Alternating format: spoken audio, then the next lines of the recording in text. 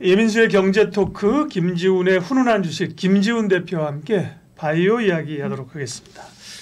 요즘 뭐 조정장에 물 만난 건 바이오밖에 없어요. 네네. 그렇죠. 네, 여러 가지 이슈가 나오면서 종목도 순환매에서 돌아가고 있는데 바이오를 둘러싼 환경부터 좀 체크를 하죠. 네.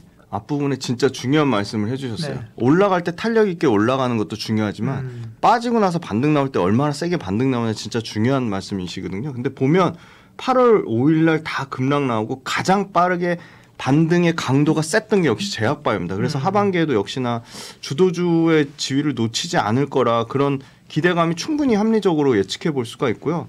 하반기에 코스피 이 의약품 제약바이오 섹터는 금리나 기대감만 있는 게 아니라 이제 그 제약바이오가 글로벌로 진출하는 원년이라고 보고 있습니다. 드디어 이 유한양행의 그 비소세포 폐암 치료제 렉나자가 FDA 승인을 받았고요. 그다음에 대형주의 실적 성장 기대감으로 전반적인 섹터 관련된 리레이팅이 되고 있는데 그 뒷받침에는 펀더멘털 개선이 있다는 겁니다. 그리고 바이오텍들이 글로벌 빅파마들하고 아주 활발하게 굉장히 다양한 바이오텍들이 그렇죠. 글로벌 빅파마들과 결합을 되면서 기술 이전을 받거나 그 마일스톤을 받고 있고요. 알테오젠이 벌써 막 터뜨렸고 그죠? 네, 알테오젠 이미 터뜨렸고 그 후속 주자들이 또 많이 남아 있습니다. 그래서 지금 24년도에 바이오 제약 산업이 04년부터 14년에 한 번의 레벨업, 15년부터 22년의 레벨업 가는 근본적인 차이가 있다. 왜? 소수 기업들의 특정 기업들, 예를 들어 2015년 그때는 한미약품이 주도하면서 한미약품 혼자 땡긴 그렇죠. 제약바이오 장이었고요. 그런 측면으로 봤을 때 전반적인 다수 기업들의 투자 성과가 확산되는 측면이 있다고 보고 있고요. 말씀 주신 바이오텍의 기술 이전 알테오젠을 필두로 리가켄 바이오가 있고요. ABL 바이오가 있고요. 최근에는 뭐 GI 이노베이션 이런 회사들의 미국 시장 빅파마로 진출하면서 굉장히 큰 효과를 누리고 있다. 그다음에 이 약을 만드는 거 위탁 생산 반도체를 제일 잘 만든 세계에서 제일 잘 만드는 삼성전자의 그 DNA를 물려받아서 삼성바이오로직스가 지금 삼성이 위기 때 투자를 줄이지 않는 딱 두 가지 분야가 이 로봇하고 제약바이오입니다. 그래서 제약바이오 관련돼서 글로벌 탑급의 CDMO 위탁 생산하는 삼성바이오로직스가 생산 능력이 계속적으로 확대될 수밖에 없다. 그걸 어디서 확인할 수 있냐면 공장 가동 시기를 계속 앞당기고 있습니다. 그래서 그 글로벌 탑급의 CDMO에 지금 폭풍 성장이 나오고 있고 바이오 산업 역시도 미국에서 중국 때리기가 진행이 되고 있습니다. 생물보안법 수혜를 가장 국내 업체들이 반사 수혜를 받을 거라고 보고 있고요. 오늘 통과했습니다. 생물보안법. 네, 오늘 통과됐죠. 그래서 지금 각 분야에 PER 기준으로 40배 이상의 프리미엄을 받는 회사들 대표적으로 일라이릴리, 노보노디스크, 삼성바이오로직스가 해당이 되고 셀트리온도 해당이 됩니다. 이런 회사들이 매출 성장률 평균 20% 가져가면서 전체 글로벌 메가 이 제약바이오 트렌드를 이끌고 있다. 네, 그렇게 말씀드렸습니다. 네. 그러게요. 바이오의 전성시대가 이제 오고 있습니다. 네. 그러나 뭐 하반기에 확연한 주도주가 될지는 뭐 우리가 하도 고통을 많이 겪어가지고 반도체가 그랬잖아요, 그죠? 맞습니다. 2차 전지도 그렇고, 그러니까 이제 그렇게까지 확신은 갖지는 못하는데, 근데 뭐 지금 수급이 없는 상태에서 제한적으로 이제 얘기가 되는 게 이제 바이오니까요. 바이오 중에서는 뭐를 주로 분야가 많단 말입니다. 그 가운데 그죠? 뭐 신약도 있고, 말씀하신 바이오 시밀러도 있고, 또 비만 당뇨도 있고 그죠? 많잖아요. 뭐 좀 주목해야 될 것 어떤 것들이에요. 최근에 트렌드를 좀 말씀드리면 역시나 이 ADC라고 하는 이중항체 플랫폼이 굉장히 많은 빅파마, 아스트라제네카, 로슈, 뭐 다이치 상교 이런 다양한 회사들랑 콜라보를 하고 있습니다. 대표적으로 알테오젠이 지금 기존의 정맥 주사로 맞는 거를 피하 주사형 SC제형이라고 하죠. 그걸 바꿔서 알테오젠의 하이브로자임 기술을 적용해서 지금 그 머크랑 지금 진행을 하고 있고요. 그 다음에 잠시만요. 그 다음에 이제 리가켄 바이오가 지금 이 똑같은 ADC 이중항체 플랫폼을 적용해서 지금 최근에 존슨앤존슨의 그 자회사 얀센이랑 또 기술 이전 수출 계약을 맺었습니다. 지금 대표적으로 이제 글로벌 업체들의 현황을 보면 이 이중항체 플랫폼이 항암제랑 가장 큰 결합을 지금 하면서 커지고 있고요. 지금 신규 블록버스터 항암제 대표적으로 잘 팔린 게 에너투가 이 ADC 이중항체 플랫폼을 이용해서 의약품 기준으로 ADC 최초 블록버스터로 4년 만에 4빌리언 달러의 엄청난 치료제로 항암 치료제로 엄청난 양의 엄청난 그 항암 치료제로 지금 성장을 하고 있다. 왜냐하면 ADC가 이제 표적 항암제의 대표적인 치료제로 나올 것으로 보고 있는데 가장 큰 특징이라고 하면 부작용을 최소화시키는 겁니다. 기존의 화학적으로 항암요법을 대체하는 강력한 표적 항암제의 그 대표 선두주자로 보고 있는 게요. 화학 항암제 하면 머리 빠지고 여러 가지 뭐 소화 기능에 부작용 생기고 엄청나게 말라지고 그런 부분들이 굉장히 그 줄어드는 부작용이 굉장히 줄어드는 효과를 나타낼 거로 보고 있고요. 그 다음에 두 번째는 그 ADC 항암체 말고 지금 대사질환 치료제가 굉장히 부각받고 있습니다. 대사질환 치료제의 대표적인 건 역시나 비만 치료제죠. 그래서 일라이릴리하고 노보노디스크 양대 산맥이 있는데요. 그 대사질환 치료제, 비만 치료제가 있고 당뇨병 치료제가 있는데 그 오젬픽이라는 당뇨병 치료제가요.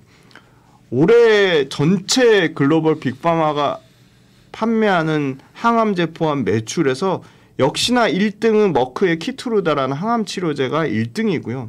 2등이 이 오젬픽이라는 당뇨병 치료제, 대사질환 치료제 일종이죠. 오젬픽이라는 이 치료제가 전체 판매의 2등까지 올라갈 것으로 보고 있습니다. 그리고 일라이릴리아 노보노디스크가 계속 경쟁하고 있는 소위 말하는 비만 치료제, 그 마운자로하고 젯바운드, 요거 관련되는 연평균 판매 성장률이 30%가 넘습니다. 조 단위의 판매를 하는 글로벌 빅파마의 이 대사질환 치료제가 이렇게 폭풍 성장한다는 거는 상당한 기대감을 갖고 있고요. 아까 ADC 치료제 관련돼서 설명 하나 좀 빠진 부분이 뭐냐면 표적 항암제인데 왜 부작용이 없냐. 그 기존의 화학 항암요법은 정상세포까지 건드려가지고 여러 가지 정상세포가 타격을 입어서 부작용을 입었는데 이 말 그대로 그 소위 말하는 유도미사일 같은 겁니다. 표적 그 타겟에만 집중 공격해서 암세포에 대한 살상 능력을 극대화한 게 이 ADC 이중항체 플랫폼하고의 소위 말하는 병용 치료 효과를 나타내는 거고요. 다양한 그 이중항체 플랫폼 관련돼서 국내 3대 장인 뭐 ABL 바이오, 리가켄 바이오, 그 알테오젠 이런 회사들이 기술 이전한 지가 이제 1년 됐습니다. 그래서 25년, 26년에도 계속 그런 모멘텀을 갖고 있고요. 기존에 갖고 있던 예를 들어 뭐 그 ADC 이중항체 플랫폼 아까 4빌리언 달러 매출을 판매하는 에너투라든지 뭐 캐사일라, 이 캐사일라는 로슈라는 회사가 개발한 그 이중항체 플랫폼 치료제인데요. 요것들도 그 치료제 효과에 대해서 약간의 부작용이나 뭔가 치료 효과가 떨어진다는 그 임상 결과물이 계속 나오고 있습니다. 그래서 차세대 이중항체 플랫폼으로 부각받는 알테오젠이나 리가캠 그다음에 ABL 바이오 회사들의 글로벌 빅파마들의 관심이 굉장히 커지고 있다. 그리고 ADC 플랫폼이 왜 중요하냐면 화이자가 시젠이라는 ADC 플랫폼을 인수를 했고요. 국내 기업 시젠 말고. 네, 국내 시젠 아닙니다. 미국 시젠입니다. 네. 맞습니다. 그리고 아스트라제네카는 다이치 상교랑 M&A 또 그 에너투 관련된 기술 인수 합병을 했고요. 그만큼 이게 돈이 되니까 경쟁적으로 지금 M&A를 하고 있다. 그런 측면을 말씀드려 봤을 때 ADC 쪽이 가장 좀 미래가 밝고 항암제 개발은 물론 유한양행이 렉나제 개발을 했지만 유한양의 다음 타자 이런 그 실제 신약을 개발하는 거는 쉽지 않아 보인다. 그렇게 말씀드렸습니다. 제약관에 이슈가 많아요. 그죠? 그동안에는 이렇게 뭐 예를 들면 코로나 때는 코로나 치료제, 네네. 백신, 네. 뭐 이렇게 과거에는 신약 네네. 하나였는데 요즘은 이제 분야가 굉장히 다양해졌고 네. 글로벌리 성과를 내고 있다는 말씀하셨고 네. 수급은 2차 전지는 확연히 이제 외국인 기관들 수급 중심이었잖아요. 네. 네. 근데 제약바이오는 수급 현황은 어때요? 제약바이오 지금 삼성바이오직스부터 네. 먼저 말씀드리고 오늘 신고가를 또 돌파를 했습니다. 네. 보시면 시가총액 1등부터 10등 사이에 유일하게 신고가 돌파한 종목이니까 그만큼 제약바이오에 대한 관심이 뜨겁다고 말씀드릴 수 있을 것 같고요. 외국인이 1월 달부터 1조 샀습니다. 그런데 최근 수급은 기관 쪽이 좋습니다. 기관이 보험, 투신, 연기금이 지금 연속으로 지금 한 10일 정도 순매수가 계속 들어오고 있고요. 대장인 삼성바이오로직스가 수급이 굉장히 견조하다. 그리고 외국인이 1조 이상 계속 버티고 있다는 거고요. 셀트리온은 수급이 삼성바이오로직스보다는 훨씬 떨어집니다. 물론 기관 쪽에서 최근에 계속 사면서 역시나 셀트리온도 보험이라든지 투신이라든지 연기금 기관 쪽에 수급이 들어오고 있는데 외국인이 1월 달부터 7,600억을 팔았고 기관이 8,900억 정도 매수했으니까 그렇게 차이가 엄청나게 큰 상황은 아닙니다. 그래서 수급적인 측면 삼성바이오로직스가 계속 제일 좋은 상황이고 유한양행 같은 경우가 최근에 주가가 엄청나게 올라오면서 기관이 계속 팔고 있습니다. 기관이 4,000억 넘게 팔았고요. 그런데 그 수급을 외국인이 좀 받아주고 있습니다. 네, 외국인이 받아주고 있는데 아직은 좀 부족한 상황인 거고요. 수급 체크하고 있습니다. 알테오젠은 어때요? 네, 알테오젠도 외국인 쪽에서 수급이 괜찮습니다. 지금 연초부터 7,600억 정도 순매수가 계속 들어왔으니까 알테오젠 신고가 영역에서 플러스 마이너스 언더 10% 미만, 그러니까 굉장히 고점 영역에 있음에도 불구하고 외국인의 순매수가 들어오고 있고요. 에코프로비엠하고 알테오젠하고 지금 코스닥 시총 1등 자리를 계속 엎치락뒤치락 하고 있거든요. 그래서 이거는 패시브 수급도 상당히 양호한 상황이고 재미난 건 바이오 관련된 ETF에 과거에 보시면 그 삼성바이오로직스, 셀트리온, 요 뭐 SK바이오팜이 바이오 ETF에 탑3에 들어갔다면 지금은 바이오 관련된 대거 ETF에 항상 1등 아니면 2등으로 들어가는 게 알테오젠이고요. 그만큼 수급이 괜찮고요. 물론 기간은 차익 실현 물량이 좀 나오곤 있습니다. 근데 전반적인 수급 현황은 나쁘지 않다는 거고요. 다음은 이제 리가캠인데요. 리가캠이 규모는 작지만 제2의 알테오젠이라고 불리고 있거든요. 외국인 기관 동반 순매수가 들어오고 있다. 물론 규모는 작습니다. 그런데 그 알테오젠 다음으로 외국인 수급이 괜찮은 게 좀 리가캠이다. 그렇게 말씀드리고 역시나 뭐 삼성바이오로직스단에서 제일 꾸준히 외국인 기관 쌍매수가 들어오는 걸 봤을 때는 제약바이오는 전반적인 수급의 온기가 좀 퍼지고 있다. 그렇게 말씀드리겠습니다. 자, 그럼 이제 밸류를 체크해야 되는데 밸류하면 제약바이오도 사실은 뭐 밸류의 논란에서 안 빠지는 쪽입니다. 왜냐하면 그죠? 상당히 과거에도 사실은 이제 숫자가 안 찍히면서 갈 수 있는 쪽이 제약바이오잖아요. 맞습니다. 지금 우리가 얘기한 뭐 바이오텍 가운데서 바이오텍이나 기업들 중에서도 여전히 적자인 기업들이 있거든요. 그러니까 사실 이 밸류 측정이 쉽지 않을 것 같아요. 제약바이오. 안 쌉니다. 결론적으로 안 싸고요. 2차 전지 절대 못지 않습니다. 지금 뭐 알테오젠 내년에 흑자 전환해서 480배 나온다고 하고 리가캠이 뭐 122배 나온다고 하는데 그걸 제외하더라도 심지어 유한양행이 지금 40배가 넘습니다. 굉장히 그 비싼 밸류를 받고 있고요. 평균적으로 보면 알테오젠, ABL 바이오, 리가캠 바이오 제외하고 25년 평균 PR이 49배고요. 26년도에 그러면 드라마틱한 실적 개선이 있어서 PR이 30배 미만으로 떨어져야 되는데 42배입니다. 그래서 밸류에이션으로 평가하기에는 좀 다소 부담감이 있고요.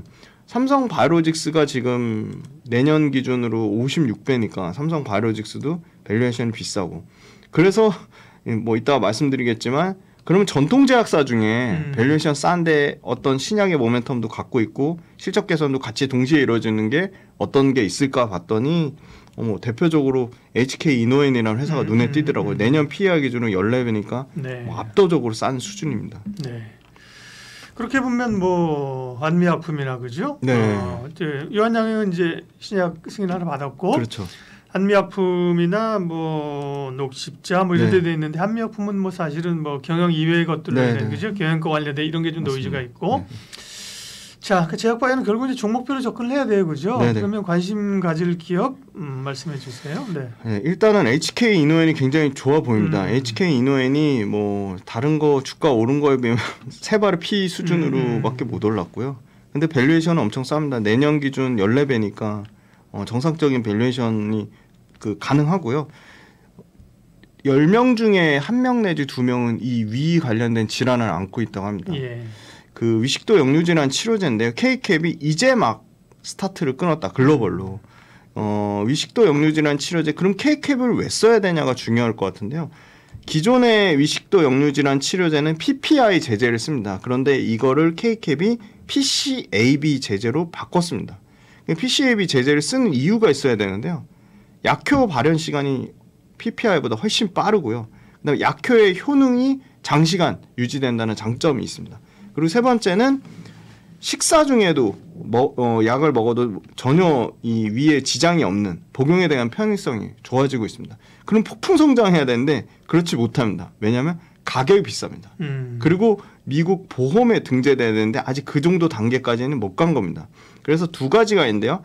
미란성 식도염, 비미란성 식도염. 이건 뭐 공부 차원에서 좀 찾아보시면 좋을 것 같고요. 이 식도염 관련돼서 미국에서 이미 임상 3상 종료 데이터 끝나고 데이터 정리 단계에 있는 상황입니다. 그럼 이게 얼마나 커질지는 경쟁사를 살펴보면 알 수 있는데요. 미국의 똑같은 PCAB 제제에 케이캡 같은 위식도 역류질환 치료제가 보노프라젠이라는 상품명으로 팔리고 있습니다. 엄청나게 잘 팔리고 있는데 지금 보노프라젠을 판매하는 미국의 팬텀 파마슈티컬스가 신고가입니다. 연초부터 80% 넘게 주가가 상승했고요.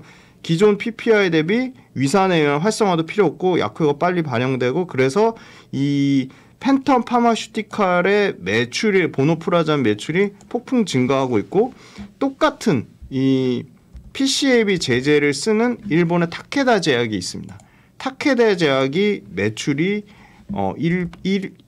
8.5억 달러씩 매출이 나고 있습니다. K캡이 작년에 1140억이니까 보수적으로 잡아도 미국 시장 진출한 거 포함하면 왜냐면 지금 미국 시장에 이 미란성 식도염, 비미란성 식도염에 기존의 PPI 제제를 썼다가 위식도 역류질환 치료제가 재발하는 현상이 발생하고 있습니다. 예. 그래서 PCAB 제제에 대한 상당히 기대감이 높은데 보험 적용이 돼야 돼가지고 보험 적용 그 GERD 표준요법으로 인증을 받아야 되는데 아직 그 1차 치료제 권고는 받고 있지만 인증은 못 받았습니다.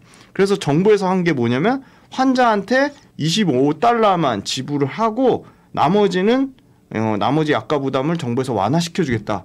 그런 그 미국에서 정책적으로 밝힌 측면이 있어서 본인 부담금 지원은 완화되고 있다. 아직 보험 적용은 안 됐지만. 그래서 저는 이 K캡이 글로벌로 연간 매출 3천억에서 한 4천억 정도 사이즈가 나오지 않을까. 네, 그렇게 보고 있어서 HK인원이 밸류 부담도 없고 제약바이오 단에서는 사실 HK인원에 나면 사람들이 헛개수, 숙취해소 음료로만 기억을 하세요. 네네, 컨디션. 네, 컨디션. 네, 이런 쪽으로만 기억. 그것도 매출이 그냥 꾸준히 안정적인 캐시카우로 잘 나오고 있다. 그래서 HK인원에는 그냥 부담 없이 연간 매출과 이익이 20%에서 30% 정도 사이즈가 커지는데 위식도 역류질환 치료제 K캡의 네. 글로벌 폭풍 성장을 기대해 볼 수 있겠다. 네, 그렇게 말씀드리겠습니다. HK이노엔하고 또 한 네. 종목 있네요. 삼성 바이오로직스 궁금해서 하실 네. 것 같아서 가져왔는데요. CMO 위탁 생산 수주 실적이 2016년 31억 달러에서 2023년 작년에 4배 성장한 120억 달러. 근데 이게 재미난 게 최소 구매 기준 실적이야. 그 말은 무슨 말이냐면 이 모든 제품의 상업화가 성공이 되면 수주 실적은 2배인 240억 달러까지 늘어납니다. 그러니까 지금 상업화 성공이 안 됐다고 보고 120억 달러 수주 실적으로 계산을 한 거고요. 근데 두 번째는 지금 삼성 시장의 출원이긴 한데 바이오 에피스를 분할하거나 여러 가지 주가를 올릴 수 있는 카드를 갖고 있습니다. 바이오 에피스를 분할해도 되고 인적 분할, 물적 분할의 그런 개연성을 지금 많이 얘기가 나오고 있고요. CMO 관련돼서 그 인하우스라고 하는 자체 생산하는 비중을 엄청나게 줄이고 있습니다. 특히나 항체 의약품 생산 기업들이 인하우스 생산 비중을 줄이면서 외주 맡기는데 그 외주 맡기는 게 아까 생물보안법 때문에 지금 직격타 맞는 게 중국의 우시바이오로직스고요. 지금 삼성바이오로직스하고 론자가 그거에 대한 지금 최대 수혜를 받을 것으로 보고 있고요. 유전자 치료제 시장 개화가 늦어져서 오히려 미국 바이오시밀러 시장 개화, 그러니까 단일 항체 시장 치료제가 5년 동안 연평균 30%씩 성장할 거라고 보면 이 단일 항체 치료제 시장 관련된 위탁 생산 최대 수혜도 삼성 바이오로직스라 보고 있고요. 삼성 바이오 에피스는 지금 마일스톤 유입에 따라 올해만 매출 성장 42%로 예상을 하고 있습니다. 네. 근데 삼성 바이오로직스는 지금 100만 원까지 왔는데? 네. 네, 100만 원까지 왔는데 그렇게 보시면 돼요. 네. 내년에 그러면 숫자를 보면 삼성 바이오로직스가 최근에 주가가 예를 들어 30% 올라갔는데 매출과 이익이 50% 더 성장하면 20% 업사이드가 남아있다고 보는 거고요. 삼성 바이오로직스도 삼성 바이오 로직스가 갖고 있는 바이오 에피스의 또 지분 가치가 있습니다. 그걸 계산하면 지금 가격대보다 추가적인 업사이드가 남아 있다고 보고 있습니다. 네, 김지훈 대표와 함께 바이오 이야기했습니다. HK이노엔, 삼성바이오로직스 두 종목 관심 종목으로 주셨어요. 잘 들었습니다. 감사합니다.